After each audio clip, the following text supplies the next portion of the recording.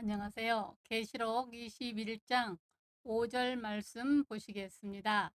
보좌에 앉으시니가 이르시되 보라 내가 만물을 새롭게 하노라 하시고 또 이르시되 이 말은 신실하고 참되니 기록하라 하시고 이 시간에는 완성된 구원의 모습에 대해서 말씀을 드리고자 합니다. 천국의 예루살렘 성은 단순한 건물이 아닙니다. 성 어거스틴이 그의 말년에 쓴 하나님의 도성에 나오는 기록을 보면 그 성은 하나님을 너무나 사랑한 나머지 주의 백성들이 자신을 있는 도시라고 했습니다. 그만큼 하나님을 사랑하는 성도의 모습임을 강조한 표현이라고 할 수 있습니다. 아직은 주님을 믿는다 해도 죄악으로 얼룩져서 아름답지 않지만 장차 그날이 오면 성도들의 공동체인 교회는 이처럼 가장 행복하고 아름다운 존재가 될 것이며 거기 소속된 우리들은 주 예수 그리스도의 완전한 신부로서 온전히 주님을 사랑하게 될 것입니다. 오늘 본문은 그 구원의 완성을 말씀합니다. 구원의 시작이 있었으니 완성될 날도 있습니다. 즉 구원의 완성이란 새하늘과 새 땅에 하나님을 영화롭게 하는 새 예루살렘과 같은 이미지가 바로 우리의 모습입니다. 우리에게는 이런 소망이 있습니다. 그러므로 구원의 완성을 향하여 더욱 성장하시기 바랍니다. 그럼 완성된 구원의 모습이란 어떤 것일까요? 첫째, 성령이 충만한 상태입니다. 5절 보좌에 앉으시니가 이르시되, 여기 보좌에 앉으시는 당연히 하나님이십니다. 3절에서 5절에도 보좌가 강조되고 있는데 이것은 하나님의 완전한 통치를 의미합니다. 그러니까 새하늘과 새 땅은 하나님이 온전히 통치하시는 땅입니다. 이 하나님의 통치가 바로 구원이요 하나님의 나라요 영생이요 능력이요 은혜요 구속사의 완성입니다. 그래서 이사야 35장에 주님이 다스리는 메시아의 나라가 되면 여호와의 속량함을 받은 자들이 돌아오되 노래하며 시온에 이르러 그들의 머리 위에 영영한 희락을 띠고 기쁨과 즐거움을 얻으리니 슬픔과 탄식이 사라지리로다. 이사야 35장 10절은 말씀하십니다. 이 일은 주님이 다스려 주실 때 있는 일입니다. 그러므로 자나깨나 하나님께서 다스려 주시기를 갈망해야 합니다. 그런데 하나님의 통치는 섭리 외에도 직접적으로는 성령으로 다스려 주십니다. 그러니까 주님의 다스리심을 달리 표현하면 성령의 온전한 충만을 가리킵니다. 성령이 임하실 때 비로소 참된 다스림이 있기 때문입니다. 그래서 이사야 11장 9절에 내 거룩한 산 모든 곳에서 해됨도 없고 상함도 없을 것이니 이는 물이 바다 덮음같이 여호와를 아는 지식이 세상에 충만할 것임이니라.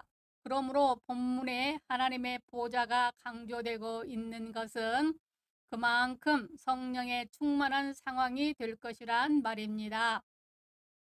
그러므로 구원의 완성은 물이 바다 덮음같이 성령의 충만도에서 볼 수 있습니다.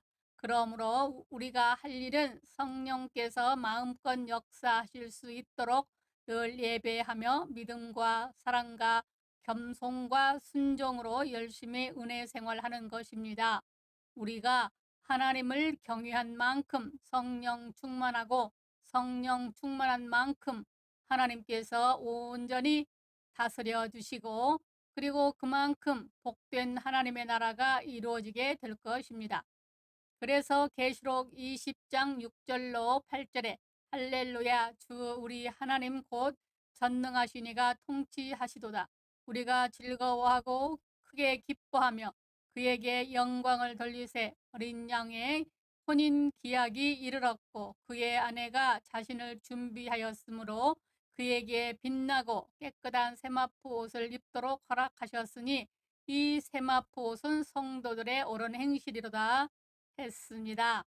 완성된 구원의 모습. 두 번째, 새롭게 변화된 상태입니다. 5절 이르되 보라 내가 만물을 새롭게 하노라 하시고, 여기 만물을 새롭게 하심은 장차 피조물에 이루실 회복입니다. 아직은 인간의 타락으로 피조물이 완전하지 못합니다.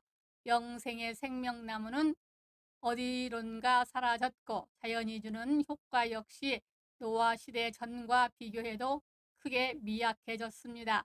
그래서 전도서 1장 8절에 모든 만물이 피곤하다는 것을 사람이 말로 다 말할 수는 없나니, 눈은 보아도 족함이 없고 귀는 들어도 가득 차지 아니하도다 했습니다.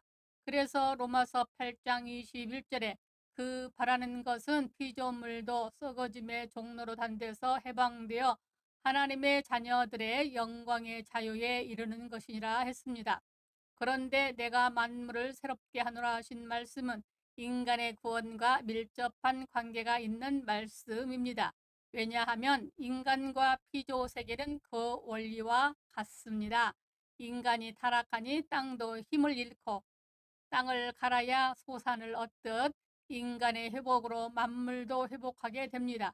그래서 만물 회복을 말씀한 다음 로마서 8장 23절에 이뿐 아니라 또한 우리 곧 성령의 처음 익은 열매를 맺는 우리까지도 속으로 탄식하여 양자될 것 곧 우리 몸의 구속을 기다리느니라 하여 우리 몸의 구속을 말씀합니다.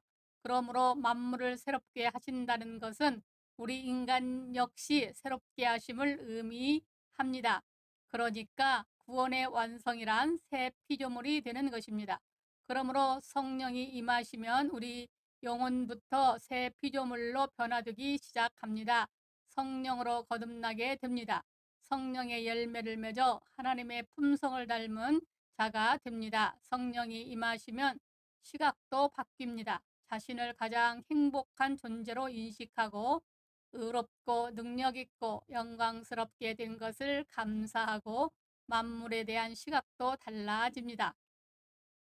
1855년 4월 21일 무디가 성령을 체험하고 이렇게 말했습니다. 내가 휴심을 했던 그날 아침 나는 밖으로 나가서 만물을 사랑스러운 모습으로 바라보았습니다. 나는 이전에 결코 지상을 비추는 밝은 태양을 그토록 사랑해 본 적이 없습니다. 아름답게 지저귀는 새소리를 들을 때에도 내 마음은 사랑으로 가득 차게 되었습니다. 모든 것이 달라졌던 것입니다. 그리고 로마서 8장 28절에 모든 것이 합력하여 선을 이룬다는 말씀처럼 만물의 만사가 은혜와 축복이 되어 다가옵니다. 그러므로 성령받아 새로운 피조물로 사는 온전한 성도가 되시기 바랍니다. 마치 예수님의 제자들이 오순절 성령의 은혜로 말미암아 성숙한 믿음을 가진 것과 같습니다. 완성된 구원의 모습은 세 번째, 흔들리지 않고 견고하여집니다. 5절 이하 또 이르시되 이 말은 신실하고 참되니 기록하라 하시고, 여기 신실하다는 원문의 피스토스 그 의미는 신뢰할 만하다, 믿을 수 있다는 것입니다. 그리고 참되다는 거짓이 없음을 뜻합니다. 그리고 기록하라는 것은 원래 성경을 암시하는 용어입니다. 그러니까 영원 불변을 의미하는 것으로서 하나님께서 우리에게 온전한 회복과 영원한 미래를 약속하십니다. 하나님께서 택하신 자를 영원히 버리지 아니하시고 또 그렇게 못하실 것은 그의 신실한 속성 때문입니다. 이것이 성도에게 안심을 줍니다. 하나님의 이 신실하심은 우리를 영원히 견고케 할 것입니다. 그래서 히브리 6장 17절로 18절에 하나님은 약속을 기업으로 받은 자들에게 그 뜻이 변하지 아니함을 충분히 나타내시려고 이 일을 맹세로 보증하셨나니, 이는 하나님이 거짓말을 하실 수 없는 이 두 가지 변하지 못할 사실로 말미암아 앞에 있는 소망을 얻으려고 피난처를 찾는 우리에게 큰 안위를 받게 하려 하심이라 했고, 로마서 15장 4절에서는 무엇이든지 전에 기록된 바는 우리의 교훈을 위하여 기록된 것이니 우리로 하여금 인내로 또는 성경의 위로로 소망을 가지게 함이라 했습니다. 그런데 성경이 모두 진리인데 왜 이 부분을 특별히 강조하실까요? 요한계시록이 오늘을 사는 성도들에게 주어지고 있는 말씀이라는 점에서 보시기 바랍니다. 그러므로 더욱 진리에 설하는 것입니다. 우리의 현실이 악할지라도 하나님께서 우리를 온전케 하시고 영원한 천국으로 인도하실 것입니다. 그래서 베드로전서 5장 10절에 모든 은혜의 하나님 곧 그리스도 안에서 너희를 부르사 자기의 영원한 영광에 들어가게 하시니가 잠깐 고난을 당한 너희를 친히 온전하게 하시며 굳건하게 하시며 강하게 하시며 혀를 견고하게 하시리라 하셨습니다. 버리지 아니하시는 견인의 은총은 우리에게는 흔들리지 않는 믿음으로 다가옵니다.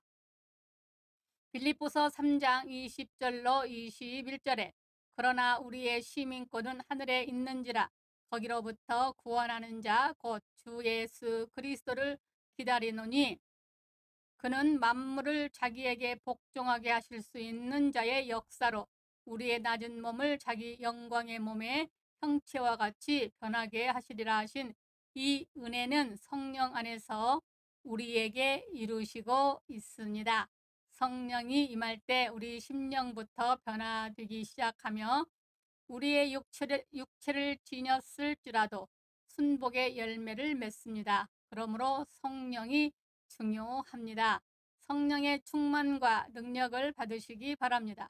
그런데 성령을 누리지 못하거나 구했지만 악령이 틈탔다면 무언가 신앙의 기초가 잘못되었기 때문입니다. 예를 들면 보혈의 확신에 서지 못하면 마음의 정죄로 인해 심령이 죽고 혼탁하며 악령에게 눌리기도 합니다. 혹은 자기 주관이 강해 교만하거나 아직도 세상에 미련이 있거나 용서하지 못하거나 어떤 상처가 남았다든지 어떤 버리지 못한 문제 혹은 고상한 듯한 일일지라도 지나치게 심취하거나 복음 확신의 부족이나 하나님을 경외함에 부족해도 온전한 은혜를 누리지 못합니다. 이처럼 말씀과 행함으로 기초를 튼튼히 하시기 바랍니다. 복음의 기초를 잘 닦고 싶다면 로마서를 읽으시기 바랍니다. 기도의 기초를 닦고 싶다면 기도의 사람 다니엘을 본받으세요. 사자굴에 던져져도 좋다고 각오로 하루 3번 기도했던 다니엘의 그 믿음을 구하십시오. 찬송의 기초를 닦고 싶다면 목동 다윗의 생활 속의 찬송이나 고난의 빌립보 감옥에서 기도하고 찬송했던 그 바울의 믿음을 구하십시오.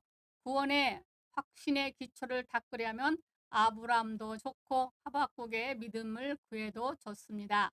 하박국 3장 17절로 18절에 비록 무화과 나무가 무성치 못하며 포도나무에 열매가 없으며 감람나무에 소출이 없으며 밭에 식물이 없으며 우리의 양이 없으며 유향간에 소가 없을지라도 나는 여호와를 인하여 기뻐하며 나의 구원의 하나님을 인하여 기뻐하리로다 하였습니다.